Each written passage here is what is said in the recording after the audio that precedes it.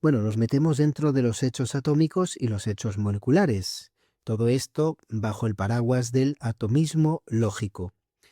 Esta distinción entre atómicos y moleculares dentro de los hechos es clave dentro de lo que denominamos el atomismo lógico, que es una teoría filosófica del conocimiento desarrollada por Bertrand Russell y por su discípulo, que fue Ludwig Wittgenstein, en su primera etapa, claro, en el Tractatus del año 21. Esta teoría busca explicar la estructura del mundo y su relación con el lenguaje. Dejadme que lo anote, voy a coger aquí mi subrayador.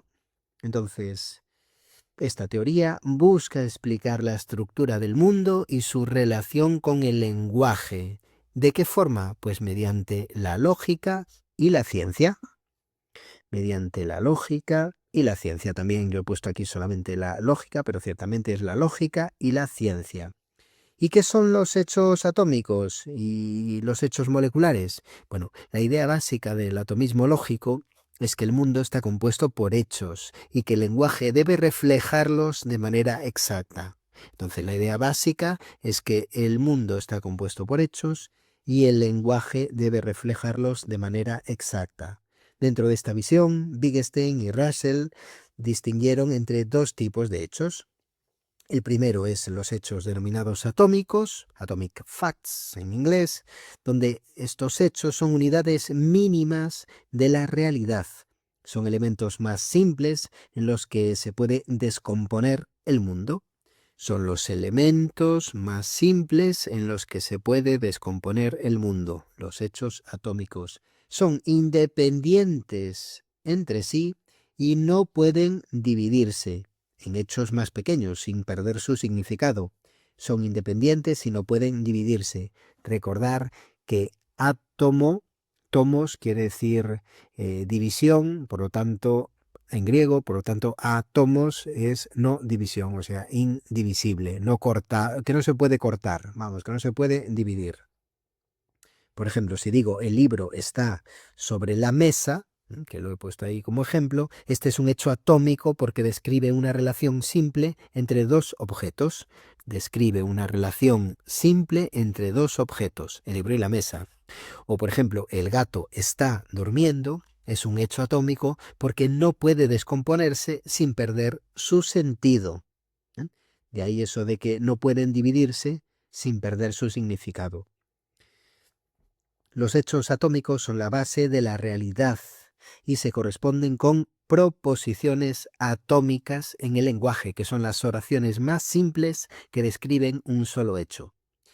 Y después tenemos los hechos moleculares. Los hechos moleculares son combinaciones de varios hechos atómicos. Son proposiciones más complejas que dependen de la relación entre múltiples hechos atómicos. Por ejemplo, y con el ejemplo anterior, el libro está sobre la mesa y el vaso está al lado. Aquí tenemos dos hechos atómicos que se combinan en una proposición más compleja. Y estas proposiciones moleculares se construyen a partir de proposiciones atómicas mediante lo que denominan operadores lógicos, que serían, por ejemplo, la conjunción, sería la disyunción, sería la negación, sería la condición. Por ejemplo, un condicional sería, si el libro está sobre la mesa, entonces el vaso está al lado. Bueno, en este sentido, el lenguaje lo que hace es reflejar la estructura del mundo a través de la combinación de hechos atómicos en hechos moleculares. La combinación de hechos atómicos en hechos moleculares es como el lenguaje refleja la estructura del mundo. Bueno, ¿y por qué es tan importante esta distinción? Bueno, pues en la primera fase de esta filosofía que estamos hablando, analítica, se intentó construir una visión científica y lógica del mundo, donde los hechos atómicos son, por decirlo así, como los ladrillos básicos de la realidad. en donde el lenguaje debe reflejar estos hechos atómicos de manera clara y precisa. Esto es importante. Es decir, los hechos atómicos son los ladrillos básicos de la realidad y el lenguaje debe reflejar estos hechos atómicos, que son los ladrillos básicos de la realidad, de manera clara y precisa. Las proposiciones verdaderas son aquellas que se corresponden con hechos atómicos. Las proposiciones verdaderas son aquellas que se corresponden con hechos atómicos. Proposiciones verdaderas. Y las proposiciones moleculares pueden derivarse lógicamente de proposiciones atómicas. ¿Vale? Con esos operadores que decíamos, conjunción, disyunción, negación, condición. Entonces las proposiciones moleculares pueden derivarse lógicamente de proposiciones atómicas. Bueno, en este esquema, la lógica matemática y el análisis del lenguaje se convierten en herramientas fundamentales para describir el mundo de manera objetiva. La lógica matemática y el análisis del lenguaje se convierten en herramientas fundamentales para describir el mundo de manera objetiva. Y esto lleva a la idea de que cualquier proposición con sentido debe poder descomponerse en proposiciones atómicas que correspondan a hechos atómicos. Cualquier proposición con sentido debe poder descomponerse en proposiciones atómicas que correspondan a hechos atómicos también. Bueno, pero aquí hay un conflicto, aquí tenemos un conflicto, y es que el conflicto está directamente con la metafísica y con la filosofía tradicional, ya que establece un criterio de significado muy estricto, y principalmente la metafísica tradicional, que buscaba conceptos abstractos y principios fundamentales para explicar la realidad, como por ejemplo la sustancia, la naturaleza del ser, el infinito, la existencia misma de Dios, el alma. Pero para el atomismo lógico, este tipo de discursos son problemáticos, porque no pueden verificarse empíricamente, no pueden reducirse a hechos atómicos y no pueden expresarse en ese tan querido lenguaje matemático o lógico matemático. Por ejemplo, el universo tiene un propósito, como frase. Ejemplo, no es un hecho atómico ni molecular, porque esa frase, el universo tiene un propósito, no se puede verificar, ni reducir a hechos empíricos. Bueno, ¿cuál es la solución que da Wittgenstein en el Tractatus? Bueno, pues la frase con la que acaba prácticamente su libro dice que de lo que no se puede hablar, mejor es callar. Es decir, todo aquello que no pueda ser expresado en términos de hechos atómicos o lógicos es un sinsentido, con lo cual mejor callarse. Esto sería pues la afasia, ¿no? Eso que decían los helenistas, afasia, de lo que no tengo que hablar porque no sé ni sí o no, mejor me callo. Bueno, y aparte de este problema que hemos indicado con la metafísica, también tenemos un problema con la ética y con la religión, ya que ambas dependen de juicios de valor. Tanto ética como religión dependen de juicios de valor, o de creencias o de normas que no pueden reducirse a hechos atómicos.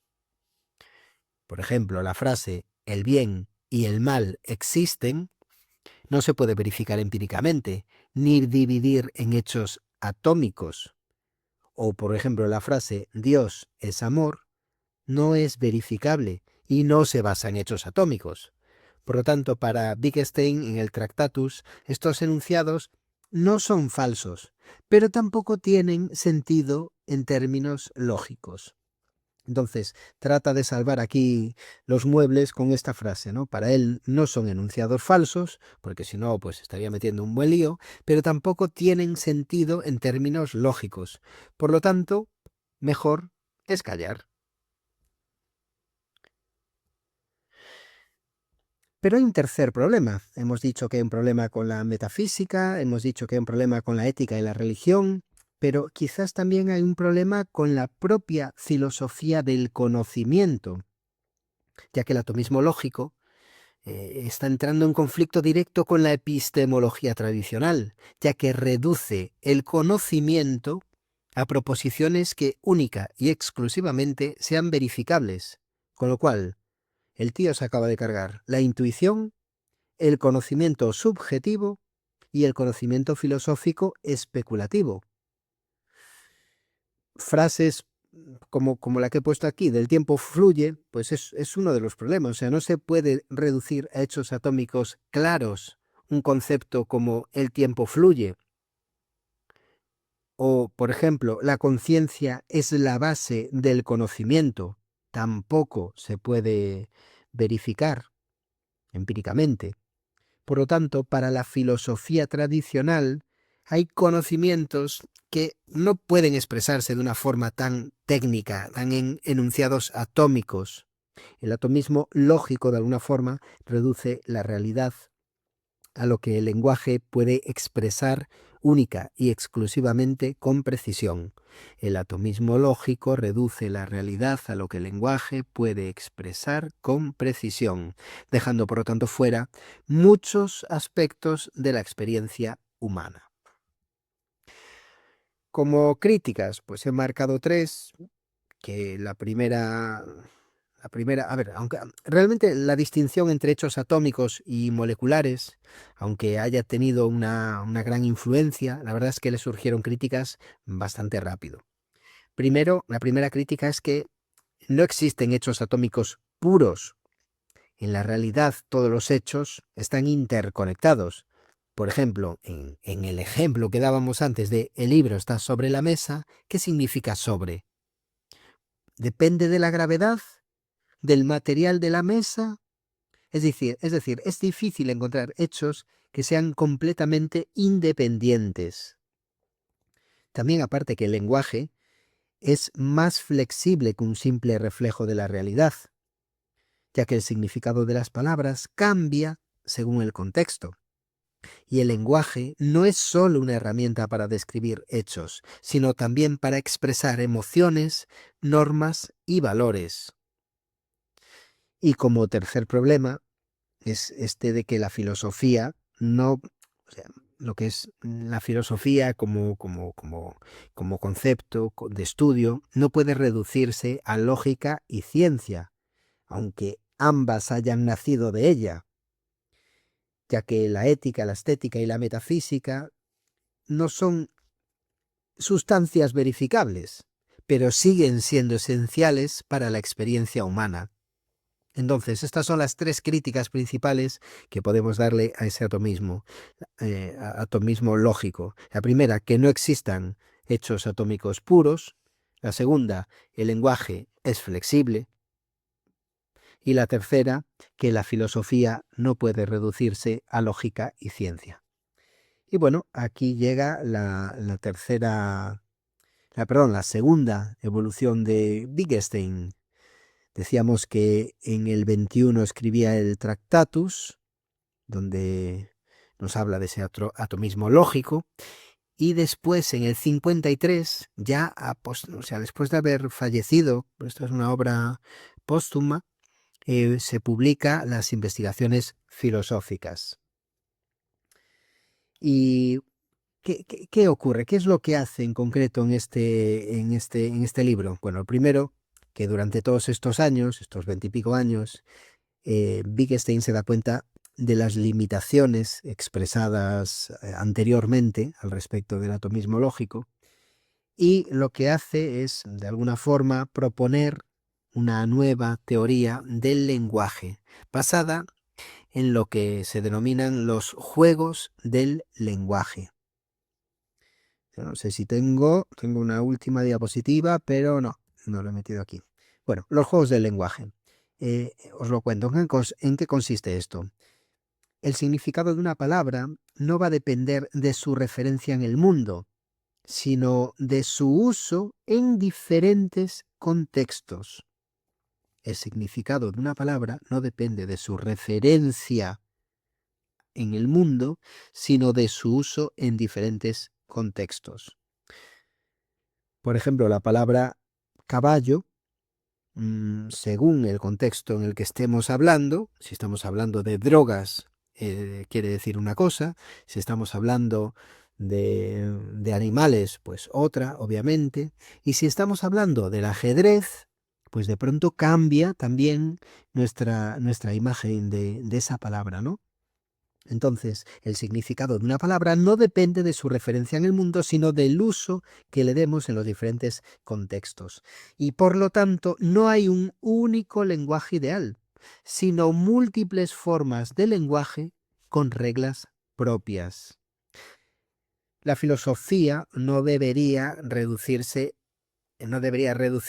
su conocimiento a la lógica y a la ciencia, sino describir cómo usamos el lenguaje en distintos ámbitos. La filosofía debería describir cómo usamos el lenguaje en distintos ámbitos.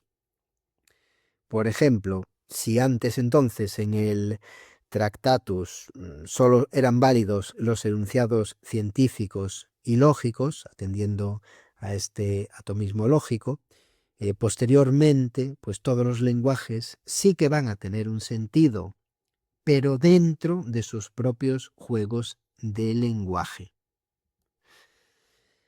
Como conclusión y resumen muy breve, la distinción entre hechos atómicos y hechos moleculares fue un intento de hacer una filosofía pues más matemática, más rigurosa, más estructurada y más científica. Pero esto tuvo limitaciones al excluir a la madre de la filosofía, la metafísica, al excluir a la ética y otros ámbitos del conocimiento. Y de hecho el propio Wittgenstein terminó por criticar un poco esta visión y desarrollar una perspectiva más flexible del lenguaje y el conocimiento.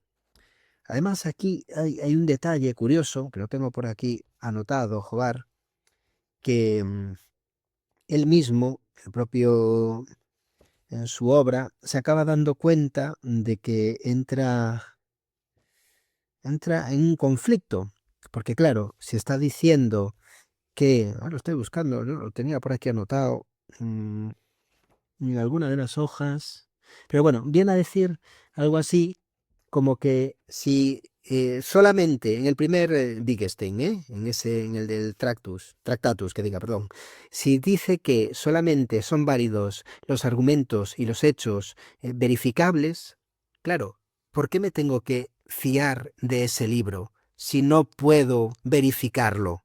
Entonces ahí entra en un conflicto.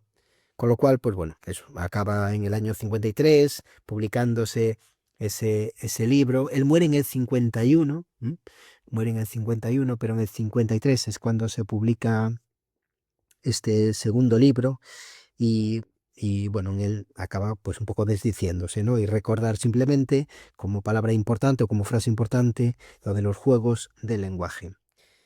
Si bien este atomismo lógico fue influyente en la filosofía analítica y la ciencia, el problema, la rigidez, lo que hizo fue llevar a la evolución hacia teorías más pragmáticas del lenguaje. Bueno, pues hay varios vídeos más sobre esta filosofía del lenguaje. Tengo otro también sobre Wittgenstein específico y bueno, espero que os sirvan de utilidad.